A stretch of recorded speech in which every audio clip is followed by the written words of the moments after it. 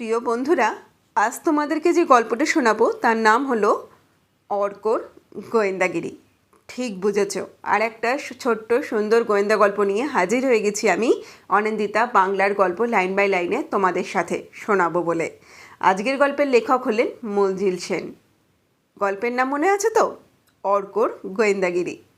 চলো তাহলে একদম আর একটা এক্সট্রাও বিনা বাক্য ব্যয় শুরু করা যাক আজকের গল্প। দেশপ্রিয় পার্ক থেকে খেলে ফেরার পথে অর্ক আর বালচন্দ্রনের মধ্যে তর্ক বেঁধে গেল। এডগার অ্যালান পোর দুপে বড় গোয়েন্দা, না কোনাল ডয়েলের শার্লক হোমস? ডিটেকটিভ বই দুজনেরই বিস্তর পড়া, কেউই পিছু হটতে রাজি নয়। হঠাৎ তর্কের মাঝখানে অর্ক থেমে গেল। ওর কপালে ফুটে ওঠে কয়েকটা রেখা। দুজন লোক পার্কের দক্ষিণ পশ্চিম কোণের গেট দিয়ে বেরিয়ে যাচ্ছে, খুব যেন তাড়া আছে এমনভাবে হাঁটছে। একজনের কোলে বছর তিনেকের একটি ফুটফুটে মেয়ে, মেয়েটির হাতে একটা 5 স্টার ক্যাডবেরি, সেটা সে পরম আনন্দে চুষছে। পার্কে খেলতে আসবার সময় অর্ক ওই মেয়েটিকে কয়েকবারই দেখেছে।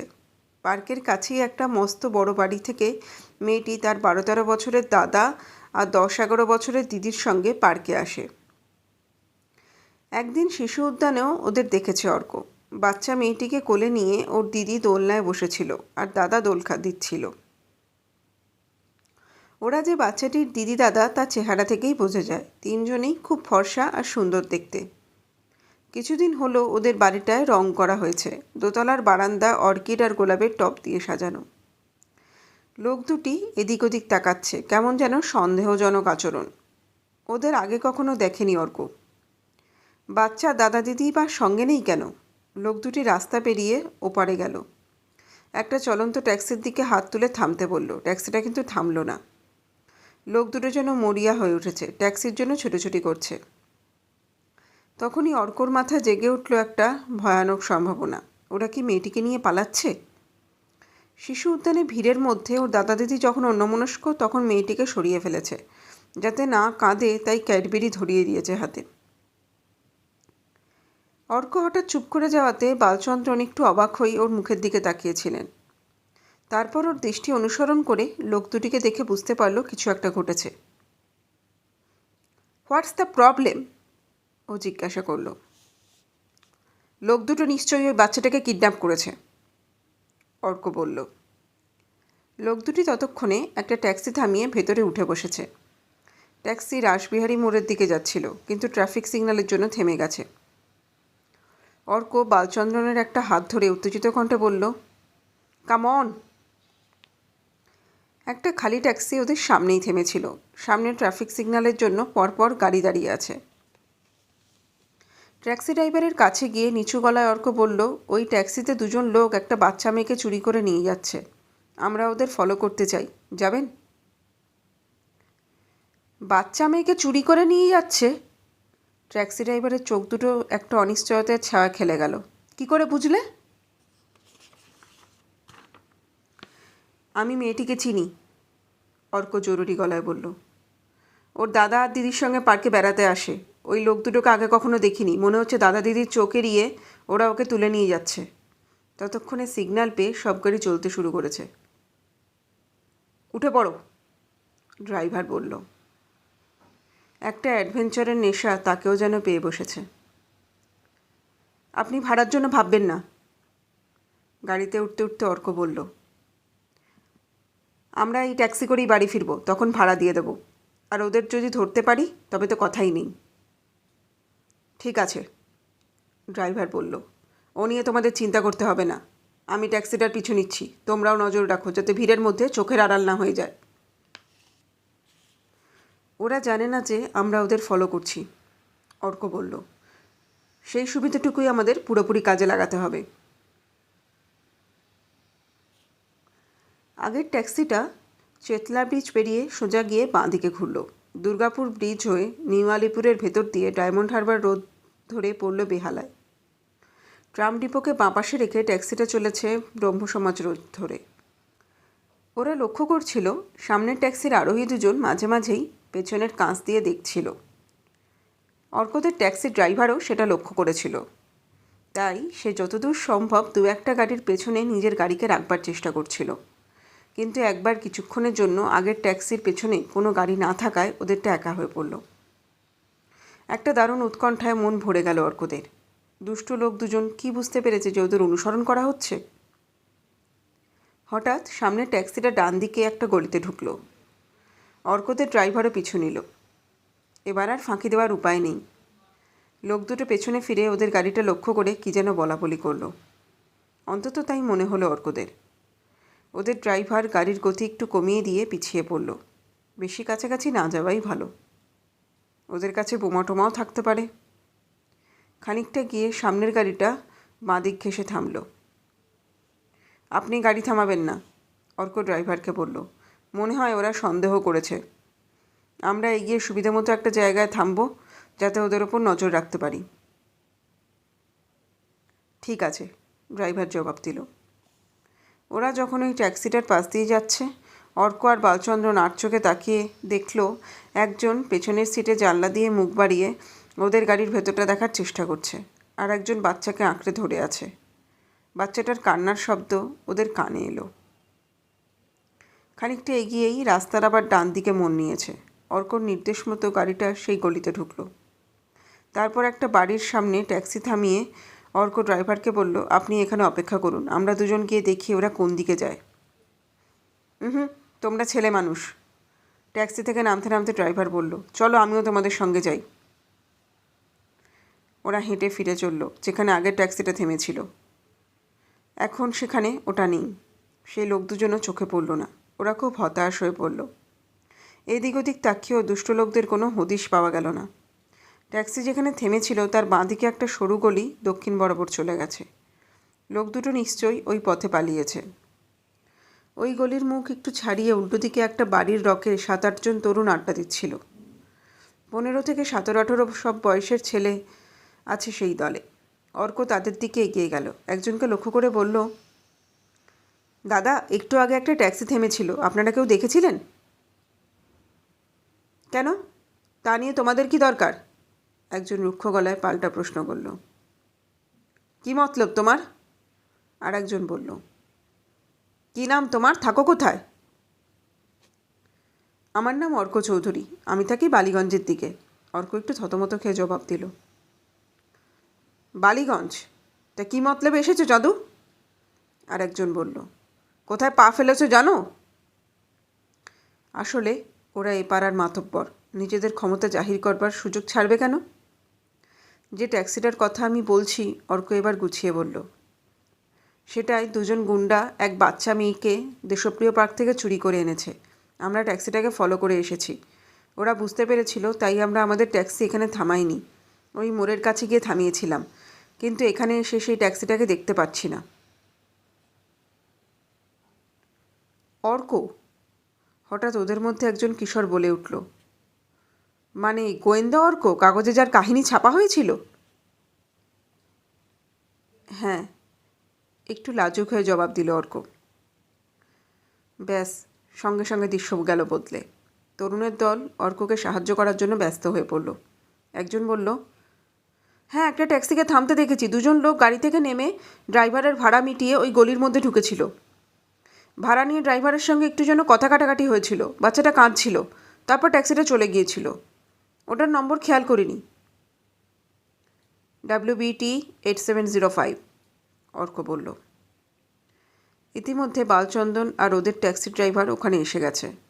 অর্ক ওদের পরিচয় করিয়ে দিল। ছেলেরাই ওদের নিয়ে ওই গলির মধ্যে ঢুকে পড়ল। যার সঙ্গেই দেখা হলো তাকেই জিজ্ঞাসা করলো একটা বাচ্চা মেয়েকে নিয়ে দুজন লোককে যেতে দেখেছে কিনা। গলিটায় আলো তেমন নেই, সন্ধেও হয়ে গেছে অনেকক্ষণ, লোক চলাচল তেমন ছিল না, বিশেষ সুবিধে হলো না। তবে গলিটা ওধারে যেখানে শেষ হয়েছে সেখানে মোড়ের মাথায় একটা চায়ের দোকানের মালিক বলল, দুজন লোককে একটা বাচ্চা নিয়ে যেতে দেখেছে। তারা হন্তদন্ত হয়ে হাঁটছিল। বাচ্চাটা একটা ললিপপ চুষছিল। দোকানের মালিক আর লক্ষ্য করেনি। অনেক চেষ্টা করেও লোক দুটির সম্বন্ধে আর কিছু জানা গেল না, কোন দিকে গেছে তাও না। তরুণ দলের কাছে বাচ্চার এবং লোক দুজনের চেহারার বর্ণনা দিয়ে আর খোঁজখবর করতে অনুরোধ করে অর্ক আর বালচন্দ্রন ফিরে চলল। একটা হতাশায় অর্কর মন ভরে গেছে। চোখের সামনে থেকে এই গুন্ডারা মেয়েটাকে নিয়ে পালিয়ে গেল। বালচন্দ্রন ওর মনের ভাব বুঝতে পেরে বলল, don't worry, we shall catch them. এদিকে 8টা বেজে গেছে। বাড়িতে নিশ্চয়ই চিন্তা করছে। ওরা প্রথমে বাড়ি গেল। দুজনের বাড়িতেই খোঁজ পড়ে গিয়েছিল। আর একটু দেরি হলেই থানায় গিয়ে রিপোর্ট করতেন অর্ক আর বালচন্দনের বাবা। অর্ক বাবার কাছ থেকে টাকা নিয়ে প্রথমেই ট্যাক্সি ড্রাইভারের ভাড়া মিটিয়ে দিল। সে বলল, আমি তোমাদের কোনো উপকার করতে পারলাম না, ভাড়া নিতে খারাপ লাগছে, কিন্তু ট্যাক্সির মালিক আমাকে ছাড়বে না, তাই নিতে হচ্ছে। তবে যদি কখনো ট্যাক্সির দরকার হয়, যে সময়ই হোক এই ঠিকানায় খোঁজ করবে। যত অসুবিধেই হোক, গাড়ি নিয়ে আমি ঠিক হাজির হব। অর্ক ওর বাবাকে সমস্ত ঘটনা খুলে বলল। তিনি তক্ষুনি গাড়ি নিয়ে অর্ককে নিয়ে মেয়েটির বাড়ি রওনা হলেন। বাড়ির সামনে মানুষের জটলা। একটি পুলিশের গাড়িও চোখে পড়ল। অর্ক ওর বাবাকে নিয়ে বাড়ির ভেতরে ঢুকে পড়ল। সামনের ঘরেই একটা সোফায় এক মাঝবয়সী মহিলা মুখে আঁচল দিয়ে কাঁদছেন। একজন ভদ্রলোক বিমর্ষ মুখে তার পাশে বসে আছেন। তাদের পাশে অপরাধীর মতো দাঁড়িয়ে আছে বাচ্চা মেয়েটির দাদা আর দিদি। রোজকার মতো ছোট বোনকে নিয়ে ওরা পার্কে গিয়েছিল। একটু অন্যমনস্ক হয়েছিল। তারপরই দেখে পাশে বোন নেই। অনেক খুঁজেছে, কিন্তু বোনকে পায়নি। টালিগঞ্জ থানার ওসি কী সব নোট করছিলেন। অর্ক আর ওর বাবাকে দেখে অবাক হয়ে বললেন, এ কি আপনারা? অর্ক আর ওর বাবার সঙ্গে ওসির এতদিনের একটা হৃদ্যতা গড়ে উঠেছে। বিশেষ করে অর্ককে তিনি স্নেহের চোখে দেখেন। এই কিশোর ছেলেটির বুদ্ধি আর সাহস তার মনেও দাগ কেটেছে। এ বাড়ির যে বাচ্চা মেয়েটা চুরি হয়েছে, অর্ক ওসির মুখের দিকে তাকিয়ে বলল, সে সম্বন্ধে আমি কিছু খবর দিতে চাই। সে কি? ওসি যেন আকাশ থেকে পড়লেন। এ ব্যাপারে তুমি কি জানো? অর্ক তখন গোড়া থেকে সমস্ত ঘটনাটা খুলে বলল। সাব্বাস! ওসি ওর পিঠ চাপড়ে বলে উঠলেন, তুমি তো আমাদের পরিশ্রমের অনেকটাই বাঁচিয়ে দিলে।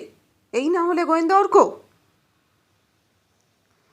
বেহালা থানার ওসির সঙ্গে তিনি তখনই যোগাযোগ করলেন। লোক দুটির চেহারার বর্ণনাও দিলেন। যেখানে ওদের শেষবার দেখা গিয়েছিল তার ধারে কাছে ওদের আস্তানা হতে পারে বলে জানালেন। ট্যাক্সির নম্বরটা অর্ক জানিয়ে দিল।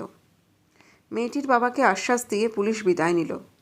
অর্ক আর ওর বাবাও ফিরে গেলেন। পরদিনই মেয়েটির বাবা ফোন পেলেন।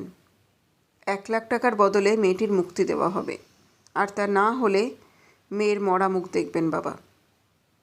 কোথায় কখন টাকা দিতে হবে তা পরে জানানো হবে। পুলিশের শরণাপন্ন হলে মেয়েকে আর ফিরে পাবেন না। পুলিশ অবশ্য তৎপর হয়ে উঠল। বেহালা থানার ওসি ওই জায়গায় চর পাঠিয়ে লোক দুজনের খোঁজ করতে লাগলেন। ওদিকে অর্কর মাথায় তখন কয়েকটা প্রশ্ন জেগেছে। বালচন্দনকে নিয়ে ও টালিগঞ্জ থানার ওসির সঙ্গে দেখা করল। তিনি ওদের দেখে বললেন, এসো গোয়েন্দা কোম্পানি, তোমাদের কথাই ভাবছিলাম। কোনো খবর আছে নাকি? শুনেছ তো মিস্টার বোস লাখ টাকার পরোয়ানা পেয়েছেন। উনি এক কোম্পানির ডিরেক্টর, পয়সাওয়ালা লোক। এসব খবর চোরেরা রাখে, দেখা যাচ্ছে। আমরা সেই বিষয়ে আপনার সঙ্গে কথা বলতে এসেছি, অর্ক বলল। লোক দুটো থাকে বেহালায়। সেখান থেকে এত দূরে বেছে বেছে ওই বাড়িটার মেয়েটিকেই তারা চুরি করলো। তার মানে হয় বেশ ভেবেচিন্তে প্ল্যান করে এই কাজ করা হয়েছে। হ্যাঁ, তোমার কথার যুক্তি আছে, ওসি সপ্রশংস কণ্ঠে বললেন। আমার ধারণা ওই বাড়িরই কেউ ওদের খবর জুগিয়েছে। রাইট ইউ আর, ওসি প্রায় লাফিয়ে উঠলেন। এই সম্ভাবনাটা আমার আগেই ভাবা উচিত ছিল। এখন আমাদের দেখতে হবে ও বাড়ির কারোর বেহালায় কোনো আত্মীয় বা জানাশোনা কেউ আছে কি না। আমারও মনে হয় সেদিক দিয়ে খোঁজখবর করলে ওই দুষ্টু লোকদের হদিশ পাওয়া যাবে, অর্ক বলল। গুড আইডিয়া, ওসি বললেন। চলো দেখি বোস সাহেবের বাড়ি যাওয়া যাক। মিস্টার বোস আপিস যাননি, বাড়িতেই ছিলেন। সমস্ত বাড়িতে যেন একটা শোকের ছায়া নেমে এসেছে। ওসির বক্তব্য শুনে মিস্টার বোস একটু চিন্তা করে বললেন, বেহালায় আমাদের কেউ নেই। আপনার বাড়িতে যারা কাজ করে তাদের কেউ কি বেহালায় থাকে? ওসি জানতে চাইলেন। যারা কাজ করে তাদের মধ্যে আছে একজন উড়িয়া ঠাকুর, সে দুবেলা রান্না করে চলে যায়। ভবানীপুরে দেশের লোকজনের সঙ্গে থাকে। বেহালায় তার কেউ আছে বলে জানি না। আর আছে কাত্যায়নী, বাংলাদেশের এক উদ্বাস্তু বিধবা। সংসারে তার আর কেউ নেই। আমাদের বাড়ি প্রায় 20 বছর আছে। বেহালায় তার কেউ আছে বলে শুনিনি। তাছাড়া একজন ঠিকে কাজের মেয়ে আছে, সে একবেলাই আসে, ঘর ঝাড়পোছ করে। ও হ্যাঁ, আমার ড্রাইভার রামকিষণের নাম বলতে ভুলে গেছি। ছাপড়া জেলায় বাড়ি, 10 বছরের ওপর আমার গাড়ি চালাচ্ছে। এখানেই থাকে। বেহালায় তারও কেউ নেই। আপনার ঠাকুর কত বছর কাজ করছে? তা বছর 5-এর বেশিই হবে।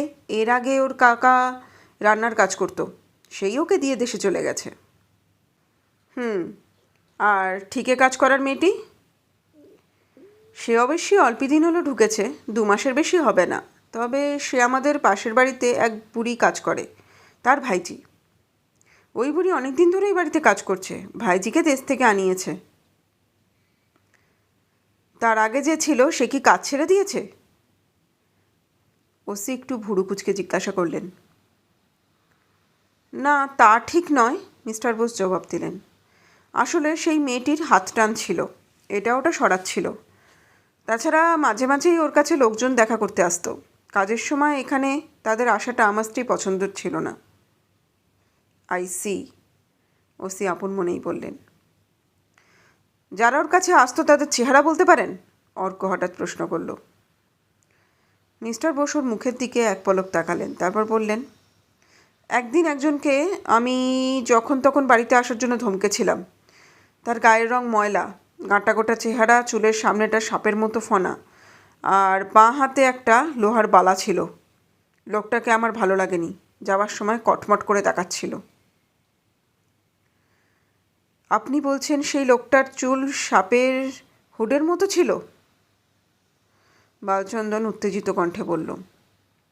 যে 2 জন আপনার মেয়েকে চুরি করেছে তাদের একজনের মাথার চুল অমন ছিল, আমার স্পষ্ট মনে আছে। হ্যাঁ, অর্ক সায় দিল, আমারও মনে পড়েছে, তার বাঁ হাতে একটা লোহার বালা ছিল।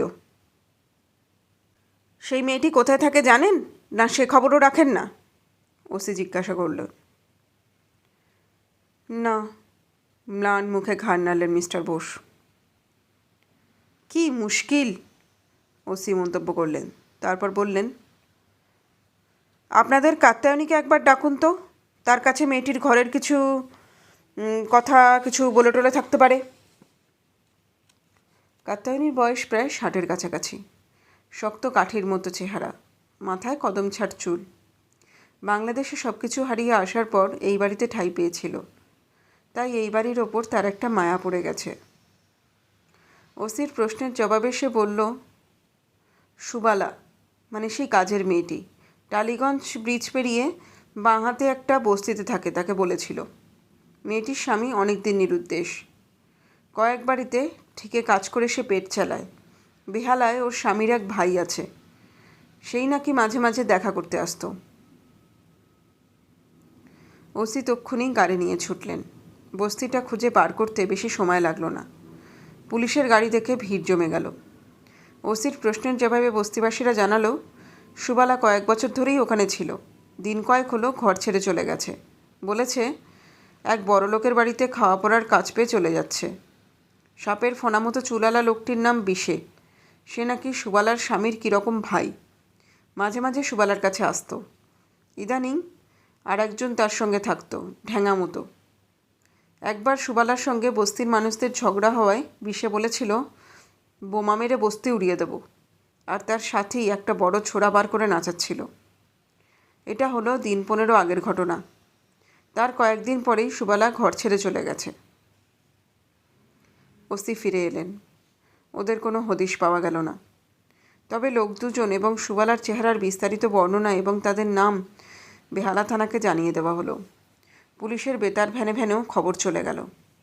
যে ট্যাক্সিতে বিশেরা মেয়েটিকে নিয়ে গিয়েছিল তার নম্বর ধরে ড্রাইভারের সন্ধান পাওয়া গেল। সে কিন্তু বিশেষ কিছু বলতে পারল না। দেশপ্রিয় পার্কের কাছ থেকে ওরা ট্যাক্সি ভাড়া করেছিল। লোক 2 জনের হাবভাব ড্রাইভারের ভালো লাগেনি। তবে মেয়েটিকে তারা চুরি করে নিয়ে যাচ্ছে এমন সম্ভাবনা তার মাথায় আসেনি। এত করেও বেহালা থানা কিন্তু লোক দুটির কিংবা সুবালার সন্ধান পেল না। বেহালা মস্ত জায়গা, কোথায় যে ওরা গা ঢাকা দিয়েছে পুলিশ খুঁজেই পেল না। হয় ওরা খুব সাবধান হয়ে গেছে, নয় বেহালা ছেড়ে অন্য কোথাও ঘাঁটি গেড়েছে। বেহালার আশপাশ অঞ্চলকেও ওদের সম্বন্ধে সাবধান করে দেওয়া হলো। এদিকে মিস্টার বোসের কাছে টাকা ঠিক করে রাখার জন্য চিঠি এসেছে। একটি অ্যাটাচি কেসে টাকাটা ভরে ওদের হাতে তুলে দিতে হবে। সময়, তারিখ এবং কোথায় তা যথাসময় জানতে পারবেন মিস্টার বোস। খামের ওপর নিউ আলিপুরের ডাকঘরের ছাপ। বেহালার যে অঞ্চলে অর্করা শেষ ওদের দেখেছিল তার কাছাকাছি যদি ওদের ঘাঁটি হয়, তবে চিঠিটা ডাকবাক্সে ফেলার জন্য নিশ্চয়ই ওদের একজনকে নিউ আলিপুর আসতে হয়েছিল। আসলে ঢ্যাঙা লোকটা আর সুবালার মতো চেহারার মানুষ পথে ঘাটে এত ঘুরছে যে কাকে সন্দেহ করবে পুলিশ? তবে বিশেষ চেহারার একটু বৈশিষ্ট্য আছে, কালো গাঁট্টা গোট্টা আর চুলের সামনেটা সাপের ফোনার মতো। গরমের ছুটি শুরু হয়েছে, অর্কদের হাতে এক অখণ্ড অবসর। ও বালচন্দ্রনের সঙ্গে পরামর্শ করলো, পুলিশের ভরসায় না থেকে ওরা নিজেরাই বেহালায় লোক দুজনের সন্ধান করবে। ওদের শেষ দেখা গিয়েছিল যে চায়ের দোকানের সামনে, সেখানে রাস্তাটা চওড়া নয়, একটা পাড়ার ভেতর দিয়ে গেছে, তবে সেই রাস্তা দিয়ে বড় রাস্তায় পড়া যায়। ওই জায়গাটা পুলিশ তন্ন করে তল্লাশি চালিয়েছে, সুতরাং নতুন করে কিছু জানবার ওদের নেই। হঠাৎ একটা চিন্তা মাথায় এলো অর্কর। বালচন্দ্রনকে বলল, দেখ, আমার মনে হয় ওরা এখানেই কোথাও আছে। বিশ্বে এদিকেই থাকতো, হয়তো কাছাকাছি কোনো বস্তিতে ঘর নিয়ে আছে। ওর পক্ষে বস্তিতেই থাকা সম্ভব। ওরা নিশ্চয়ই প্ল্যান করে মেয়েটিকে চুরি করেছে। সুবালা তার আগেই মেয়েটির ভার নেবার জন্য টালিগঞ্জের বস্তি ছেড়ে এখানে এসেছে। মেয়েটি ওকে চেনে, আগে বাড়িতে দেখেছে, তাই ওর পক্ষে ওকে ভুলিয়ে রাখাও খুব কষ্ট নয়। সুতরাং আমরা এখানে কাছাকাছি কোথাও কোথায় বস্তি আছে তা খুঁজে সেখানে নজর রাখব।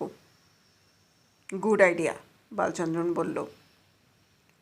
প্রথম যে বস্তিটার খোঁজ ওরা পেল সেটা বড় রাস্তার ওপরে, বেশ খানিকটা জায়গা নিয়ে বস্তিটা, ঘরও অনেক। ওরা একটু দূরে একটা গাছের আড়াল থেকে বস্তির ওপর নজর রাখতে লাগলো। ওরা এমনভাবে কথা বলছিল যেন দুজন বন্ধু আড্ডা মারছে, কিন্তু চোখ বস্তির দিকে, কে আসতে যাচ্ছে তা খেয়াল রাখছে। প্রথম দিনটা বৃথাই গেল। কালো সন্ডামার্কা, সামনের চুল সাপের ফোনার মতো কিংবা ঢ্যাঙা লোকটা ওদের নজরে পড়ল না।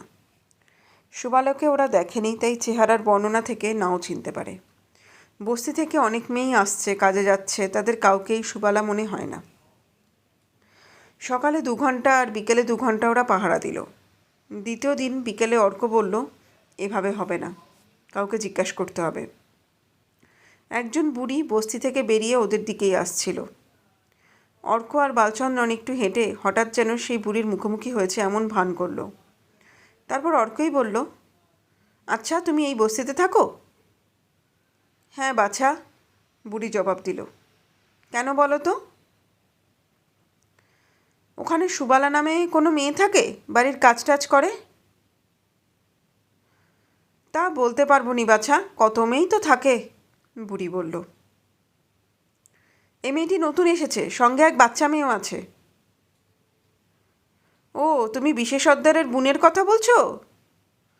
বুড়ি এবার বলল, শ্বশুরবাড়িতে ঝগড়া করে ভাইয়ের কাছে এসেছে, ওর মেয়েকে সেদিন বিষে নিয়ে এলো। কালো মায়ের অমন থলা বাচ্চা দেখিনি বাপু। বিশেষ সর্দার? বালচন্দ্রন এবার বলল। হ্যাঁ গো, আমরা ওকে আড়ালে বলি সর্দার। ওর দাপট সবাই ডরায়। এই তো 1 মাসটাকে হলো এছে, তা এছে জোয়ান ছেলেদের নিয়ে ঘোট পাকাতেছে। আর তীরে ওদের জ্বালায় ঘুমাতে পারি না বাপু, বুড়ি গজগজ করে বলল। আগে কোথায় ছিল? তা জানি নে বাপু, বুড়ি এবার যেন একটু বিরক্তির সঙ্গে জবাব দিল। তা তোমরা তার খোঁজ করতেছো কেন বাছা? মানে, অর্ক বলল, সুবালা আগে আমাদের বাড়িতে কাজ করতো, না বলে চলে এসেছে, তাই ওকে আবার কাজের জন্য বলতে এসেছি। ও, তা ও কি আর কাজ করবে? ভাইয়ের কাছে ভালোই আছে, বিষের রোজগার তো কম নয়। কি করে বিষে? অর্ক জিজ্ঞাসা করল। তা আমি জানি নে, বুড়ি মুখ নেড়ে বলল। কি দরকার আমার ওসব কথায়? কোনটা বিশেষ সর্দারের ঘর? অর্ক আবার জিজ্ঞাসা করল। বস্তির ও মাথায় টিনের চালার ঘর, সামনের দেওয়ালে নতুন রং করেছে, নীল রং, চিনতে ভুল হবে নি। বুড়ি চলে গেল, তার দেরি হয়ে যাচ্ছে। অর্ক বলল, বিষের খোঁজ যখন পাওয়া গেছে তখন আর ভাবনা নেই। আমি এখানে নজর রাখছি, তুই এবার ওই ছেলেটাকে ডেকে আন। আর হ্যাঁ, টালিগঞ্জ থানার ওসিকে ফোন করে খবরটা দিতে ভুলিস না, বিষে লোক সুবিধার নয়। বালচন্দন চলে যাবার পরেই ঢ্যাঙা লোকটাকে দেখতে পেল অর্ক। বড় বড় পা ফেলে সে বস্তির দিকে আসছিল, একেবারে অর্কর মুখোমুখি। এত আকস্মিক ঘটনা ঘটে গেল যে অর্কর কিছু করার ছিল না। ও শুধু মুখ ঘুরিয়ে অন্যদিকে তাকালো। ঢ্যাঙা লোকটা ওর দিকে তাকিয়ে ভুরু কুচকে কী যেন ভাবল, তারপর আবার বস্তির দিকে হাঁটা দিল। স্বস্তির নিঃশ্বাস ফেলল অর্ক। ও বস্তির দিকে উল্টো মুখ করে গাছের তলায় বসল। বালচন্দনের কত দেরি হবে কে জানে। আচমকা কেউ ওর একটা হাত ধরে এক টানে দাঁড় করিয়ে দিল। ফিরে তাকিয়েই বুকের ভেতরটা হিম হয়ে গেল অর্কর। কালো সন্ডামার্কা চেহারার একটা লোক চোখ লাল লাল করে ওর দিকে তাকিয়ে আছে। পাশেই দাঁড়িয়ে আছে ঢ্যাঙা লোকটা। এই তবে বিষে, কিন্তু চুল ছোট করে ছাঁটা, সাপের ফোনাটা আর নেই। ওর হাতে একটা মোচড় দিয়ে বিষে বলল, ব্যাপারখানা কি? আমার হাতে লাগছে, হাত ছেড়ে দিন, অর্ক বলল। ছেড়ে দেব। হাতটা পিঠের কাছে মুচড়ে এনে বিষে বলল, সেদিন ট্যাক্সিতে আমাদের পেছে নিয়েছিলি, আজ আবার এখানে ধাওয়া করেছ? আপনি কী সব বলছেন?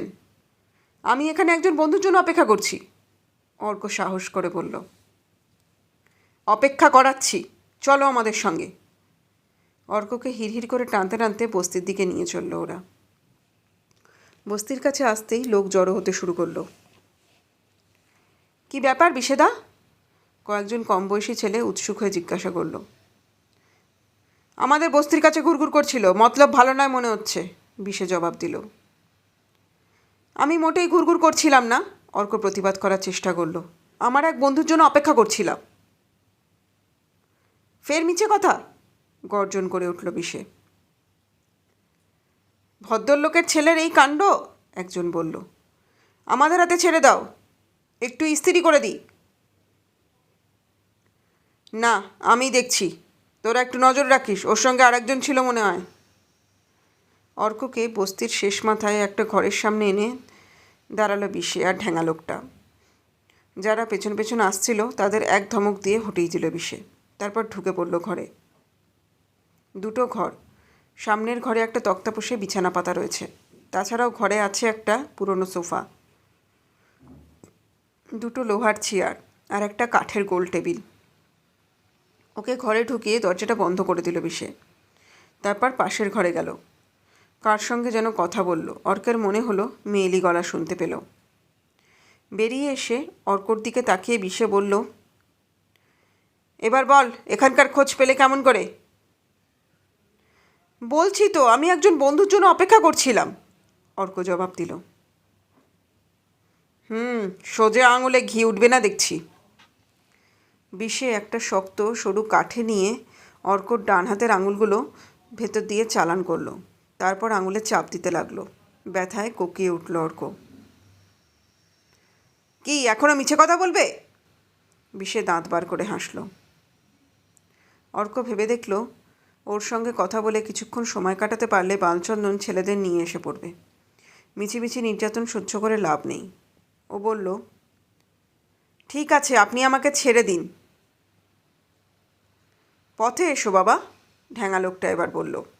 সেদিন ট্যাক্সিতে তোমার সঙ্গে আরেকজন ছিল, সে কোথায়? সে আসেনি, অম্লান বদলে বলল অর্ক। তুমি এখানে এলে কেমন করে? আপনারা যে গলি দিয়ে ঢুকেছিলেন, আমরাও সেটা দিয়ে এসেছিলাম। ওখানকার কয়েকজন ছেলে আপনাদের আসতে দেখেছিল, অর্ক বলল। আমি ট্যাক্সিতে সত্যিই আপনাদের পিছু নিয়েছিলাম। যে মেয়েটিকে আপনারা ধরে এনেছেন তাকে আমি চিনি। তাই আমার সন্দেহ হয়েছিল। ওরা দুজন মুখ চাওয়াচাই করলো। ঢ্যাঙা বলল, তবে তো এর একটা বিহিত করতে হবে, ছেড়ে দেওয়া চলবে না। সে পরে হবে। বিশে তাকে থামিয়ে দিয়ে বলল, এ বস্তির খোঁজ পেলে কেমন করে? আমি একটু গোয়েন্দাগিরি করতে ভালোবাসি, অর্ক বলল। তাই আপনাদের খোঁজে এখানে ঘোরাঘুরি করছিলুম, একে ওকে জিজ্ঞাসা করছিলুম। এক বুড়িকে আপনার নাম আর চেহারার কথা বলতেই সে বলল এই বস্তিতে খোঁজ করে দেখতে। তাই ওই গাছটার তলায় এসেছিলুম। আজই প্রথম জানতে পারলে? ওর দিকে স্থির দৃষ্টিতে তাকিয়ে বিশে জিজ্ঞাসা করল। হ্যাঁ। আর কেউ জানে না? না। সত্যি বলছো না আবার দাওয়াই দেব? না না, সত্যি বলছি। বিশে যেন স্বস্তির নিঃশ্বাস ফেলল। তারপর ঠ্যাঙাকে বলল, ওর হাত মুখ বেঁধে ফেল, রাতে বস্তায় পুরে পুকুরে ফেলে দেবো। অর্ক শিরদাঁড়া দিয়ে যেন বরফ গলা জল নেমে গেল। কি সাংঘাতিক লোক, কেমন নির্বিকার মুখে ওদের বস্তায় পুরে পুকুরে ফেলে দেবে। এত নিষ্ঠুর হয় মানুষ? ওর হাত মুখ বেঁধে ফেলা হলো। এতক্ষণে পাশের ঘর থেকে বেরিয়ে এলো 27-28 বছরের একটি মেয়ে। গায়ের রং শ্যামলা, ছোট ছোট চোখ, একটু খাঁদা নাক, কিন্তু খুব স্বাস্থ্যবতী। সে ঘরে ঢুকে তীব্র দৃষ্টিতে তাকালো অর্কর মুখের দিকে। অর্ক অস্বস্তি বোধ করতে লাগলো। এই তবে সেই ছেলে? সুবালা ক্যাটক্যাট করে বলে উঠল। এই বয়সেই পাকনা গজিয়েছে? তুমি ভেতরে গিয়ে জিনিসপত্র গুছিয়ে ফেলো, বিশে বলল। ছেলেটার কথা কতদূর সত্যি কে জানে, আজ রাত্রিরেই সরে পড়তে হবে। আপাতত খিদিরপুরে আমরা ওখানেই থাকতে পারব, ঢ্যাঙা বলল। 2-1 দিনের মধ্যেই একটা ঘর খালি হবে শুনেছি। তার আগে এই ছিনে যোগটার একটা ব্যবস্থা করতে হবে। মেয়েটা বড় জ্বালাচ্ছে, সুবালা বলল। আমি আর রাখতে পারছি না, ঘুমের ট্যাবলেট জলে গুলে খাইয়ে রাখতে হচ্ছে। আর 2 দিন, তারপর কেল্লাফাতে, বিশে বলল। শিউরে উঠল অর্ক। অতটুকুনি মেয়েকে ঘুমের ট্যাবলেট খাওয়াচ্ছে, মরে যাবে না তো? ঠিক তখনই বালচন্দন এসে হাজির হলো ওখানে, সঙ্গে 10 তরুণ। কি ব্যাপার? বস্তির লোকজন একে একে এসে জড়ো হতে লাগলো। এখানে বিশে বলে কেউ থাকে? তরুণদের একজন জিজ্ঞাসা করল। হ্যাঁ, কেন? একজন বলল। আমাদের এক বন্ধুকে সে ধরে নিয়ে এসছে। ওই রাস্তার উপর যে দোকানগুলো আছে তাদের একজন দেখেছে। ছেলেটা বদ মতলবে এখানে ঘোরাঘুরি করছিল, বস্তির আর একজন বলল। না, বিশে এক বাচ্চা মেয়েকে চুরি করে এনেছে, তার খোঁজেই সে এসেছিল, তরুণদের একজন বলল। সে তো ওর বোনের মেয়ে, একজন প্রতিবাদ করল। মিথ্যে কথা, আমরা এ পাড়ার ছেলে, দরকার হলে আরও লোকজন নিয়ে আসবো। এ কি জুলুম নাকি? একজন মস্তান গোছের ছেলে এগিয়ে এলো। ভদ্রলোকের ছেলে বলে যা ইচ্ছে তাই করবে? ভালো চাও তো সরে পড়ো। আমরা জুলুম করতে আসিনি, পুলিশও এক্ষুনি এসে পড়বে, তরুণদের মধ্যে বলিষ্ঠ চেহারার একজন এবার বলল। ওই বিশে একটা বাচ্চা মেয়েকে চুরি করে এনেছে, তার বদলে অনেক টাকা চাইছে। আর ক্যাবলা? সেই ছেলেটাকে লক্ষ্য করে সে বলল। তোকে আমি চিনি, সেবার বোমাবাজি করতে গিয়ে মার খেয়েছিলি, এর মধ্যেই ভুলে গেছিস? হঠাৎ ঘরের দরজা খুলে বেরিয়ে এলো বিশে। তার হাতে একটা লাঠি। সে 2 হাতে লাঠিটা মাথার ওপর তুলে শূন্যে ঘোরাতে ঘোরাতে বলল, ভাগো সব এখান থেকে, নইলে আমি পেটাবো বলছি। আমার কথায় কাজ, এক কথা এক কাজ। তার মারমুখী ভাব দেখে বস্তির ছেলেরা ভরসা পেল। তরুণ দলকে ঘিরে ধরল। একটা রক্তারক্তি কাণ্ড ঘটে যায় আর কি। ঠিক সেই সময় কে একজন ছুটে এসে খবর দিল, পুলিশ। পুলিশের নাম শুনেই ভিড় পাতলা হয়ে গেল। সেই মুহূর্তে সেখানে এসে পড়লেন বেহালা থানার ওসি। তার হাতে উদ্যত রিভলভার, পেছনে লাঠি উঠিয়ে ছুটে আসছে একদল পুলিশ বাহিনী। টালিগঞ্জ থানার ওসি বালচন্দ্রনের ফোন পেয়ে সঙ্গে সঙ্গে বেহালা থানার সঙ্গে যোগাযোগ করেছিলেন। তক্ষুনি ফোর্স নিয়ে বেরিয়ে পড়তে অনুরোধ করেছিলেন। সামনের চুলটা কেটে ফেলার বিশের মুখের আদলই বদলে গিয়েছে। তবু ওকে চিনতে বালচন্দনের ভুল হলো না। ও চেঁচিয়ে বলে উঠল, he is one of them. OC বিষের দিকে রিভলভার উঁচিয়ে বললেন, লাঠি ফেলে দাও। বাধ্য ছেলের মতো সে হুকুম পালন করল। তোমরা এখানে কি করছো? তরুণের দলের দিকে তাকিয়ে ওসি জিজ্ঞাসা করলেন। আমি ওদের ডেকে এনেছি। বালচন্দন এগিয়ে এলো। আমি আর অর্কই এই কিডন্যাপারদের ফলো করছিলাম। এই বস্তিটা আমরাই খুঁজে বার করেছি। এরা আমাদের বন্ধু, আমাদের হেল্প করতে এসেছে।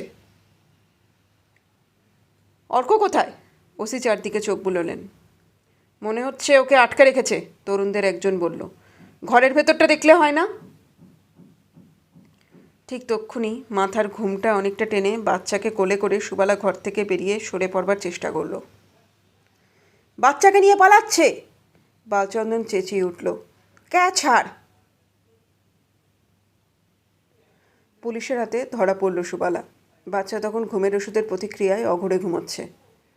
বিষের দুহাতে হাত করা পড়ল। ঢ্যাঙা লোকটা ওই ডামাডোলে কখন যে সটকে পড়েছে কেউ লক্ষ্য করেনি। ভেতরে হাত মুখ বাঁধা অবস্থায় অর্ক সব টের পাচ্ছিল। বালচন্দনের কাজে ও খুব খুশি। পুলিশ ঠিক সময় এসে না পড়লে একটা বিচ্ছিরি কাণ্ড ঘটে যেত। ওসি ওকে নিজের হাতে মুক্ত করে হাসি মুখে বললেন, তুমি গোয়েন্দা অর্ক? অর্ক লজ্জা পেল। আরে, তোমার বাহাদুরির কথা টালিগঞ্জের ওসির মুখে আমি শুনেছি। তিনি তোমার প্রশংসায় পঞ্চমুখ। আজ নিজের চোখে তোমার কেরামতি দেখলাম। তোমাদের সাহায্য না পেলে বাচ্চাকে উদ্ধার করা সহজ হতো না। ওসি ওর পিঠ চাপড়ে আবার বললেন, বিষয়কে আমি জানি, একবার লকআপে পুড়েও ছিলাম। বেটা পাকাল মাছের মতো ধূর্ত, কিন্তু এই বাচ্চা চুরির ব্যাপারে একবারও ওর কথা মনে হয়নি। আসলেও ছিনতাইবাজ। এত বড় একটা কাণ্ড করে বসবে ভাবতেই পারিনি। বেটা আবার মাঝে মাঝেই ভোল পাল্টায়। কখনো সাপের ফণার মতো চুল, কখনো একেবারে কদম ছাঁট। তাছাড়া ওর আসল নাম গণেশ। পুলিশের খাতায় তাই আছে। বিষে নামটাও আমাদের রিসিভ করেছিল। এই ঠিকানাটাও নতুন। আগে ছিল সবজি পাড়ায়, সেখানেও গোলমাল করেছিল। পাড়ার লোকেরা তাড়িয়ে ছেড়েছে। বেহালা থানায় অপেক্ষা করছিলেন টালিগঞ্জ থানার ওসি আর মিস্টার বোস ও তার স্ত্রী। বালচন্দ্রনের ফোন পেয়েই ওসি বেহালা থানায় জানিয়ে দিয়ে মিস্টার বোসের বাড়ি ছুটেছিলেন। মেয়েকে ফিরে পেয়ে মা তাকে জড়িয়ে ধরে এমন কাঁদতে লাগলেন যে সবার চোখ সজল হয়ে উঠল। মিস্টার বোস দুই ওসির কাছে কৃতজ্ঞতা জানাতেই টালিগঞ্জ থানার ওসি অর্ক আর বালচন্দনকে দেখিয়ে বললেন, আপনার কৃতজ্ঞ হওয়া উচিত এই ছেলে দুটোর কাছে। ওরা না থাকলে আপনার মেয়েকে উদ্ধার করা এত সহজ হতো না। বিশেষ করে অর্ক যদি ওদের কাছে আপনার মেয়েকে দেখে সন্দেহ না করতো, তবে কোথায় আমরা খুঁজে বেড়াতাম। ও বড় হলে একজন বড় ডিটেকটিভ হবে। আমার সঙ্গে ওর কন্ট্রাক্ট আছে। বালচন্দন এক ফাঁকে মুখ খুলল। আমি হব ওর অ্যাসিস্ট্যান্ট, যেমন শার্লক হোমসের ডক্টর ওয়াটসন। আমার বাড়িতে কাল সন্ধেবেলা আপনাদের সবার নেমন্তন্ন। সেখানে ওদের আমি পুরস্কার দেব, মিস্টার বোস গদগদ কণ্ঠে বললেন। ফেরার পথে অর্ক বলল, তুই ঠিক সময় ওদের নিয়ে এসে না পড়লে আমাকে ওরা মেরেই ফেলতো। গোয়েন্দাদের অত সহজে মরতে হয় না, বিজ্ঞের মতো জবাব দিল বালচন্দ্রন। আজকের গল্পের এখানেই ইতি। গল্পটা তোমাদের কেমন লাগলো কমেন্ট করে কিন্তু অবশ্যই জানিও। ভালো লাগলে একটা লাইক করতে আর আমার চ্যানেলটাকে সাবস্ক্রাইব করে দিতে কিন্তু একদম ভুলো না। তোমাদের একটা সাবস্ক্রাইবের অপেক্ষায় আমি কিন্তু সবসময় বসে থাকি। চলো তাহলে আজকে এখানেই শেষ করছি। আগামী দিনে দেখা হবে আর একটা সুন্দর নতুন গল্পের সাথে। আজ তাহলে এখানেই বলছি টাটা।